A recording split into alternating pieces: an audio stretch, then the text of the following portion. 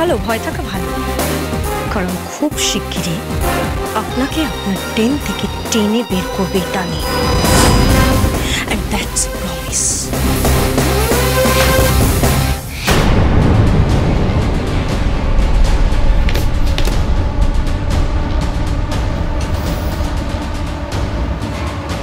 আমাদের এই ঠিক ছাড়তে হবে প্রসূন। কেশবের কাছ থেকে এই ঠিক সম্পর্কে ইনফরমেশন বার করে নিতে পারে ওরা। স্যার আমার ফোনটা। ফোন ঠিক আছে ঠিক আছে। সবটা গন্ডগোল হয়ে গেল, সবটা। আমরা রাস্তায় কেশবকে ধরতে পেরেছি। বীর ওকে নিয়ে থানায় গেছে। ওর কাছ থেকে সমস্ত ইনফরমেশন আমাদের জানতে হবে। আর এই ফোনটা কার, এই ফোনটা থেকে কাকে কাকে কন্ট্যাক্ট করা হচ্ছে, সমস্ত ডিটেলস আমাদের চাই। এই ফোনটা আপনি কোথা থেকে পেলেন? হসপিটালে আমার উপর অ্যাটাক হয় বলে।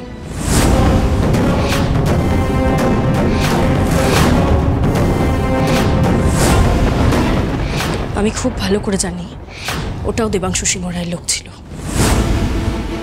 এদিকে কেশবকে পাঠিয়ে এই ফ্যামিলির ক্ষতি করতে চেয়েছিল,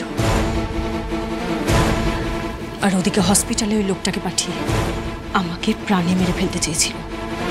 কারণ ওরা খুব ভালো করে জানে এই কেসটা আমি হ্যান্ডেল করছি। তার মানে তানি ওরা তো আরো অ্যালার্ট হয়ে যাবে। ওদের আজকের প্ল্যানটা তো পুরো ভেস্তে গেল। ওরা নিশ্চয়ই হাত গুটিয়ে বসে থাকবে না, আমাদের আরো বড় কোনো ক্ষতি করার চেষ্টা করবে। এক্স্যাক্টলি। আর সেই জন্যে আমাদের যতটা সম্ভব অ্যালার্ট থাকতে হবে। যেভাবেই হোক আমাদের ওই দেবাংশু সিংহ রায়কে খুঁজে বের করতেই হবে। And only for this, I need your help. Of course, আপনি আমাকে বলবেন, আমি যতটা সম্ভব সাহায্য করব আপনাকে। আর আমি জানি আপনি ঠিক খুঁজে বার করতে পারবেন। কাজের প্রতি আপনার ডেডিকেশন সত্যি কমেন্টেবল। কেন মা গো, তুমি আমাদের আগে থেকে বিপদের কথা জানিয়েছিলে বলেই তো আমরা সময় মতো নিজেদের বাঁচাতে পারলাম। একদমই তাই তানি। তুই যদি সময় মতো আমাদের না বলতিস তাহলে আমরা আজ এখানে এভাবে দাঁড়িয়ে থাকতাম না। না রীতি, আমি যেটা করেছি সেটা শুধুমাত্র আমার ডিউটি। তোরাই তো সাহস করে বমটা ডিফিউজ করলি না। তাও তুই না বললে সেটা পসিবল হতো না। তানি, ঠিক সময়ে বিপদের খবরটা দিয়ে তুমি আমাদের সবাইকে বাঁচিয়েছো, আমার গোটা পরিবারটাকে বাঁচিয়েছো। We are so grateful to you. এত কষ্ট করে আমার বেস্ট ফ্রেন্ড এতদিন পর তার ভালোবাসাকে খুঁজে পেয়েছে। তাই আমি চাই না তোমাদের ভালোবাসার উপর আর কোনো আঁচ লাগুক, কারোর কুনজর পড়ুক। তাই তোমাদের সেফ রাখতে আমাকে তো এখানে আসতেই হতো। এবার কিন্তু তোমাকে আমরা আর ছাড়ছি না। নার্সিং হোম থেকে তুমি তো নিজে নিজেই চলে এসেছো, এবার কিন্তু তুমি আমাদের সাথে থাকবে। না না না, তা কি করে হয় খুড়ি? এতদিন ধরে আমি এখানে। না না না না, শুনবো না তো, কিচ্ছুটি শুনবো না আমরা। খড়ি তো ঠিক কথা বলেছে। কিন্তু আন্টি, আমি চাই না আমার জন্য শুধু শুধু আপনাদের এত কষ্ট।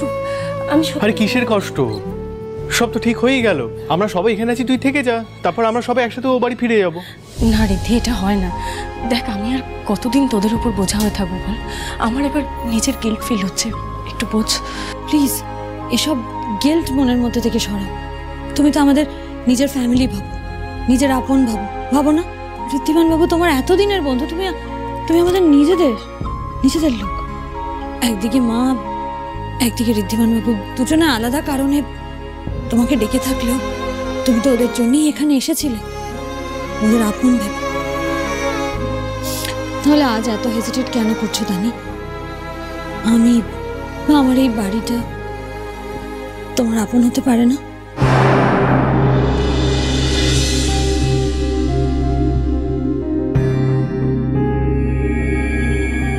খড়ি প্রথমে কেশবকে এই বাড়িতে জায়গা দিয়ে একটা বড় ভুল করলো, আর এখন এই তানিকেও আবার এই বাড়িতে থাকতে দিয়ে ভুল করছে। আমি অন্তত জানি এই তানি একদিন খড়ির কত বড় ক্ষতি করতে চেয়েছিল, সুযোগ পেলে হয়তো আবারও তাই করবে।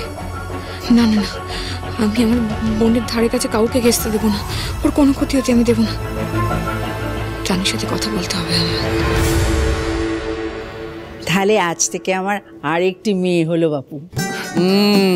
ও জেঠি, কি আছে? বলছি তানি দিদির জন্য ওপাশের ঘরটা পরিষ্কার করে দিই তাহলে। হ্যাঁ হ্যাঁ হ্যাঁ হ্যাঁ, কর, শুরু করে দে। বানি, ওকে হাতে হাতে সাহায্য কর, আমি বরং চাদর বালিশ ওগুলো বের করে ফেলি।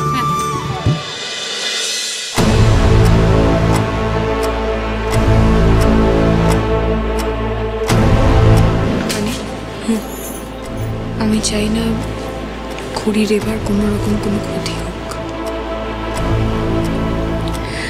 তো দীপ, আমি জানি তুমি কি ভাবছো, আর তোমার ভাবনাটা একদম জাস্টিফাইড, কিন্তু বিশ্বাস করো আমি খড়িকে ঈশা ভেবেছিলাম। আমি তো কলকাতায় একটা মিশনে এসেছিলাম, তাই ঋদ্ধিকে আর সিংহরায় ফ্যামিলিকে প্রোটেক্ট করা আমার ডিউটি ছিল। হ্যাঁ, আমি স্বীকার করছি আমি ভুল রাস্তায় হেঁটেছিলাম, বাট এখন তুমি আমায় ট্রাস্ট করতে পারো, কারণ আমি তোমায় কথা দিচ্ছি আমি থাকতে তোমার বোনের আর কোনো ক্ষতি হতে দেবো না। তাই যেন হয়।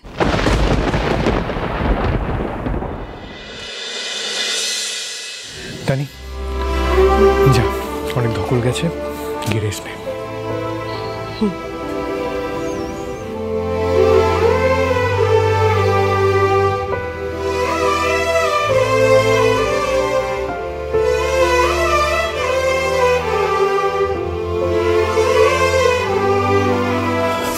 চিন্তা করবেন না, সব ঠিক হয়ে যাবে।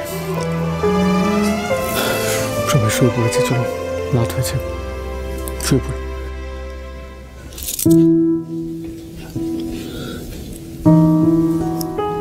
আপনি আমাকে এই বাড়িতে নিয়ে এসেছিলেন যাতে আমার সব কিছু মনে পড়েছে, তাই তো?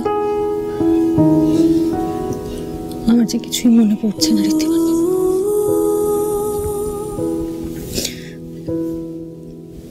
আমি জানি আপনি নিজেকে দোষী ভাবেন, you think you are a failure, but সেটা সত্যি নয়। আমি শুধু এটুকুই আপনাকে বলতে চাই, এই লড়াইটা আপনার একার নয়, এই লড়াইটা আমাদের দুজনের।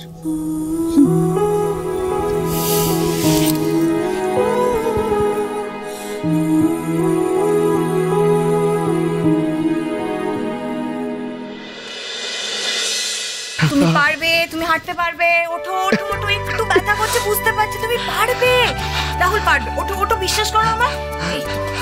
এই তো আমি হেল্প করছি তো তোমার, তুমি ঠিক পারবে, দেখো। কি হলো? ছেড়ে দাও আমাকে, তোর কোনো হেল্প আমার লাগবে না। আমাকে এই অবস্থায় দেখে তোর খুব মজা লাগছে, তাই না? তুই আমায় দয়া দেখাচ্ছ, তুমি ভাবছো রাহুল সিংহ তোমার কাছে হেরে গেছে, কিন্তু না, রাহুল সিংহ তো কোনোদিন হারে না, তোমার কাছে তো নয়। তাহলে আমি তোমায় আগেও বলেছি, আমি যেটা করছি আমার কর্তব্য করছি। মিথ্যে কথা, রাহুল সিংহ তো তোমার মতো মেয়েকে খুব ভালো করে চেনে। বাড়াবাড়ি করো না। বাড়াবাড়ি তুমি করছো তুতি। সেদিনকে জুলিকে অতগুলো কথা শোনালে,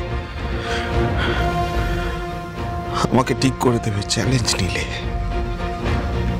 এই অতগুলো কথা তুমি কেন বলেছো আমি জানি না, ভেবেছো? কি জানো তুমি? আমি জানি